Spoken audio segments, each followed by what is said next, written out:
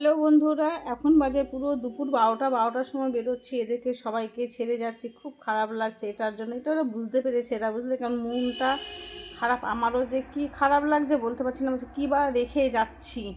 মানে মেয়েকে ছেড়ে যাচ্ছি, তো ছিলাম তো বেশ 12 দিনের মতন হই হুল্লোড় করে, খুব আনন্দ ফুর্তি করেছিলাম।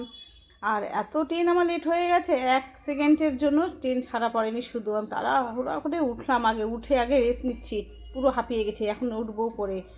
তো যেতে যেতে নানানটা কথা মনে পড়ছে, একা থাকলে না কত কি মনে পড়ে, মেয়েরগুলোই মনে পড়ছে। আর এটা হলো ভাবছি নিজের জন্মভূমি মালদাতে দেখলাম। আর এই রীতিমতন চলে এলো দীপকের সাথে চলে এলাম। আর এটা হলো পরের দিনকে বিকেলবেলার দিনে যাচ্ছি আমি জায়ের বাড়িতে। কাল রয়েছে তোমার বিপত্তারিণী পুজো, তো আগের দিন একটু সবজি টবজি কেটে রেখে দিলে না সুবিধা হয় অনেক লোকে তো।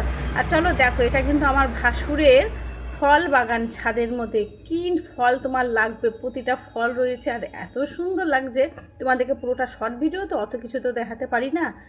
আর এই যে দেখো, এটাও ড্রাগন ফলের প্রতিটা জিনিস। আর তোমরা দেখো, এই যে এখানে দেখছো তো, এই মাঠে এখানেই আমার মেয়ের বিয়ের প্যান্ডেল হবে, তাই দেখছি। আর এইখান থেকে পুরো রাস্তা পর্যন্ত এটা রয়েছে আমাদের জায়গা। আর এটা দেখছি, এটা হঠাৎ একদিন হয়ে গেছে। আর এই যে এখন হলো সবজি কাটা বাছা, বেশি লোক নেই, আমরা 3জনই রয়েছে, আমার যা আমি মেয়ে, তো হয়ে গেছে সব মোটামুটি। গিয়েও যাবে। আর চলো, এই ভিডিওটি এ পর্যন্ত, আবার নতুন ব্লগ দেখে ততক্ষণ